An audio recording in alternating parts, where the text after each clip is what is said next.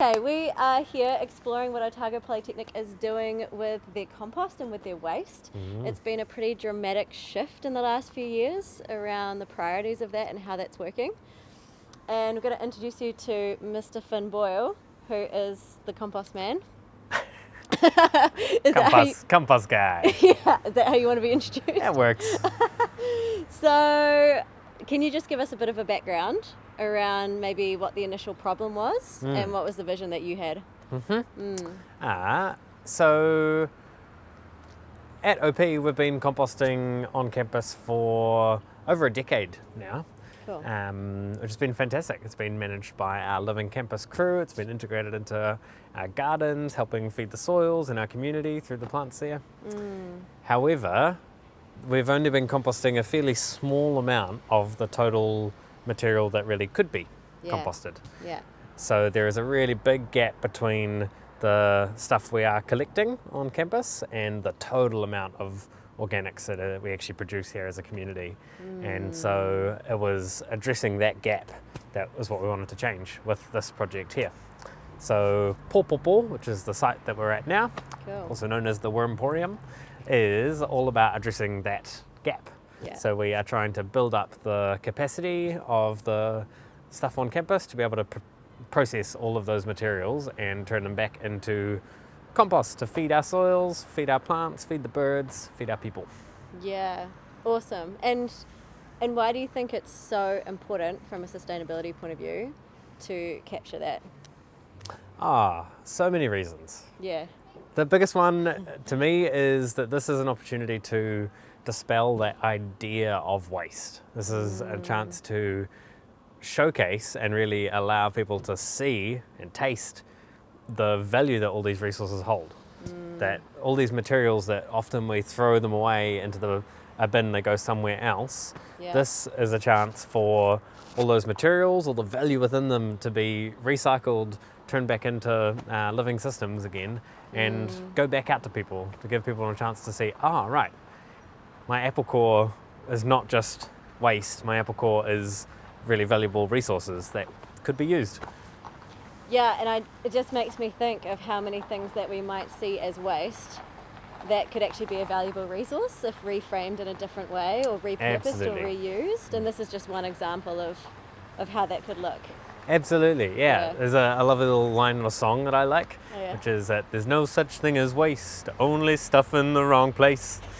It's so true, there really is no such thing as waste. Waste is a story that we've told ourselves. Waste is a concept, a myth that we've made up. If you look into living systems, look in a forest, see if you can find any waste in a forest. Yeah. I bet you won't find any waste because every single material, every resource in that whole living ecosystem is utilized by something else.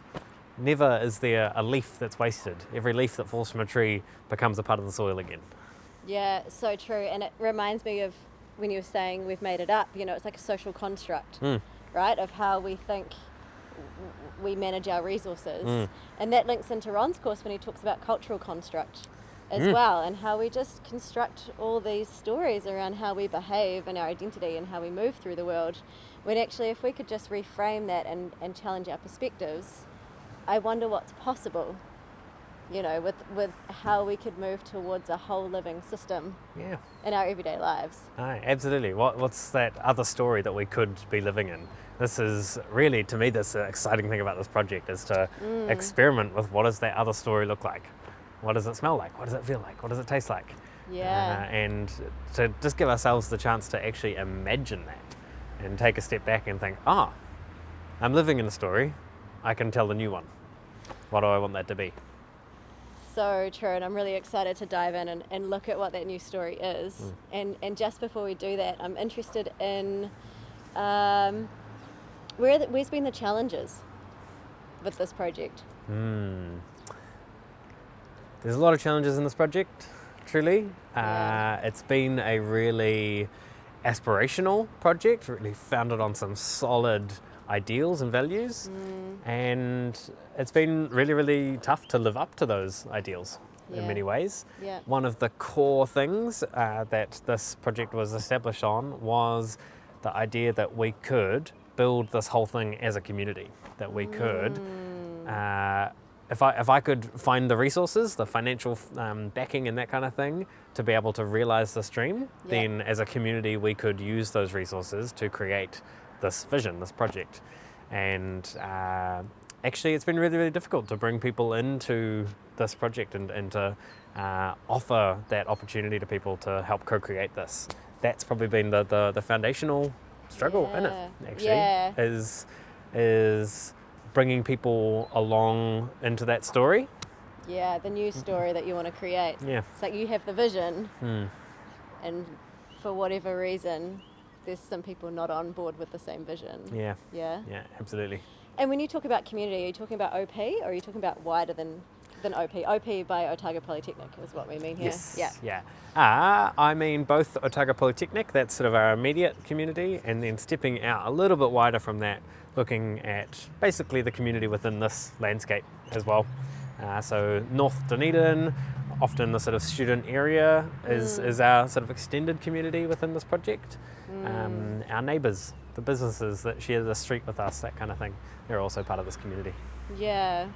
So I'm hearing you got some financial funding for this. You had a vision for this, and I'm just thinking about the model of sustainability in terms of finances. The ecological value I'm hearing is around having it complete a cycle and be used as a resource to go back into a living system, and if I can add something on there, minimizing the carbon emissions by having organic waste go into landfill. Yeah. And then there's the social component, which is where it feels like is the sticky point. Yeah, absolutely. It does Yeah. feel like the sticky point. Yeah. So do you have any insights into why it's been such a struggle to bring people on board into this co-created vision? There's many thoughts I have on that front. Yeah. One of the things I've probably realised, something that has been really, really humbling for me, is realising that I've kind of been the holder of this vision, the like keeper of the fire, trying to grow the manaakitanga of this project, and manaakitanga meaning the keeping of the fire, the holding of the energy, the building of that fire within our people, within our projects. Yeah. And it's actually been centered on me a whole lot for about a year or so. This was really centered on my ideas, my beliefs, my values, and although community was one of those values and one of those ideas, it was me saying, the community wants this, the community needs this, the community will come into this, and it didn't necessarily start from a collective action. It was like my individual idea coming out and asking for collective action. And so that is where I'd say that sort of stickiness has come from. Yeah. And that issue around social sustainability is one person's vision doesn't make a community's reality, eh? Yeah. Yeah, beautiful. And thanks for your sharing of that, and that vulnerability and sharing that. And so beautiful that you had a vision, and it seemed like, having more community support around that in the initial phases. Would have helped hold the fire of the project. Yes, I believe so. Yeah. Yeah. And so now, and it's important to say, there's heaps of people involved with this as well. It's not only me. Yeah. But the idea of building it as a whole community is a really wide, expansive project that could bring people from all sorts of disciplines into it. Yeah. That has been less easy. Yeah. Than I originally anticipated.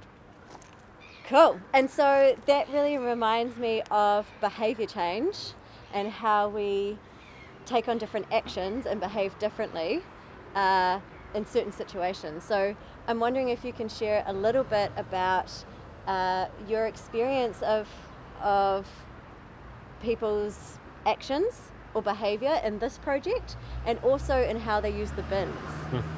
Absolutely. So that last thing you said on how they use the bins is a really interesting one, because I focused for a little bit on a really simple goal, and that was put bins everywhere, put compost bins all over the campus. Yeah. And then the problem will be solved because everyone will be able to put their waste in the right place. Yeah. But it's not that simple. Just because we put out the technological solution, in this case it's pretty simple, it's a bin. Yeah.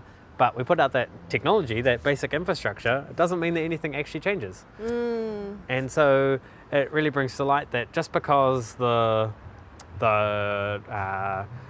physical thing is there and the opportunity is there for someone to change their behaviour, that's not usually the thing that creates behaviour change. That really needs to be attached to not only physical changes and infrastructural changes, but also culture change and changes in how and what we know about these things. And so what I've really found to be meaningful, especially on an individual level, but it's beginning to be on a collective level, is connecting people with a lot more than just the opportunity to put something in the bin, but actually the story behind that. Where does that go?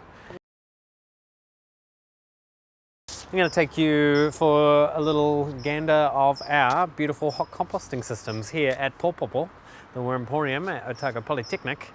And what I'm standing right next to here is a really big hot composting bin. So into here, we're going to put all of our food scraps, we're going to layer it up with a whole bunch of other materials, and what we're going to do is create the right environment for all of these different microbes, all these different forms of life, whether they're bacteria or yeasts or mushrooms and fungi, to all come together and help transform the stuff that we call waste into something beautiful that we call compost. So let's have a look. So here at the moment is almost full bin. You can see we got a little bit of lettuce in there. There's some old pastries that didn't get used. Is it a mushroom? Who knows? But we're going to add some fresh stuff to the batch as well. So these materials are coming in from one of our kitchens on campus, one of our student residences. And what do we got in here? We got a whole bunch of salad greens, some noodles, things that didn't get eaten off of students' plates by the looks of it. So we're going to add that in. Hey! So it gets nice and sloppy. I hope we caught the slop on the microphone there. And all of this is wet, sloppy, and full of nitrogen. There's one thing that we often forget about with our food is that it's full of nitrogen. Nitrogen is great for compost. We love it. It's very good for plants as well, but it needs to be in the right form. See, most plants can't actually just eat another plant. So what we do with this is we mix all of this really nitrogen-rich food with a lot of wood chips and paper and cardboard and napkins and all sorts of things that are fibrous and woody. And when we mix those together, we're creating the right environment for fungi and yeasts and other things to really explode into life. And what they do is they transform all of these really sort of volatile compounds, all of this carrot that's full of nitrogen, they transform that into other forms of carbon and nitrogen which are way more readily available for plants to actually absorb through their root systems. So this is the beautiful thing about compost, is that we are really creating a different form. We're transmuting something from waste into something much more beautiful, much more nutritious for plants. So you can see this is a bit of a mess, but if we move over to this next one, you can see what it slowly becomes. So we're gonna layer all of this gross food up with some wood chip and some coffee and other things, but then if we move over here, you'll see it really begins to change. So, I don't know if you can see it, but this is steaming. So it's getting cold here in Dunedin in winter, but on a really cold morning, I can come, dig my hands into here and warm up. Oh, toasty. So I measured this pile this morning, and this compost bin was sitting at around 70 degrees Celsius, which is hot enough to cook a chicken in if you so wanted to. Hot enough to cook a potato even. It's also hot enough to warm up my hands. So all of this heat is getting produced by all the microbes that are in this compost. It's pretty spectacular. I hope you can see the steam. It's pretty awesome. And you can also see all of this white stuff in here, which is our mycelium from our molds, from our fungus, which is growing and really, really thriving. So all of this white fungus is a great sign. And it's getting really hot is also a really good sign. Now if we move over a little bit more, we'll see this pile is even further down the line. So we've turned those other ones over a couple of times and mixed them all up, and then it becomes this. And so this one really is very, very broken down. So what we see in here doesn't look anything like food. Totally unrecognizable. Everything's becoming really, really small, really even. And even things like bones are beginning to break down and soften up a lot. So this is getting way closer to something that plants are going to want to eat. And then if we move down even further, here we get to right to the end. So this is pretty much finished compost. And here it's cold now. It's lost a lot of its sort of volatile energy. A lot of those microbes have chilled out a bit, relaxing a little. And here we have finished compost. You see it's black and rich. It smells good. It doesn't smell anything like rotting food. This just smells like rich, humusy earth. It smells like the forest floor. And this is ready for plants to eat again. It's the beautiful thing of compost. It's turning waste into black gold.